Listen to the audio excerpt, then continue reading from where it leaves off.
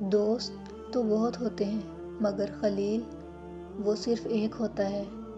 وہ خاص ہوتا ہے، سرکشی سے پاک، محبت سے بھرا دل لیے ہر وقت اپنے رب کو یاد رکھتا ہے، اس کی ملاقات کے لیے تڑپتا ہے۔ اور تمہیں لگتا ہے خلیل بننا آسان ہے؟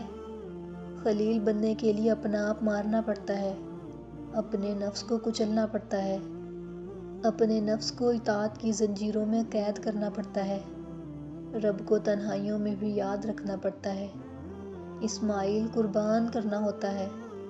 اس مقام کو پانے کے لیے بڑا دل چاہیے۔ بڑی منزل کی راہوں پر چھوٹی مشکلات پر ہمت ہار جانا زیب نہیں دیتا۔ جو خلیل بننے کی چاہ رکھتا ہو وہ بیچ راہ میں ہمت نہیں ہارا کرتا۔ جسے اپنے خلیل سے ملنے کی تڑپ ہو وہ نیکیوں کی دوڑ میں تھکا نہیں کرتا۔ دیکھو، اپنے نفس کو رب کائنات کی ملاقات سے کم پر راضی مت ہونے دینا۔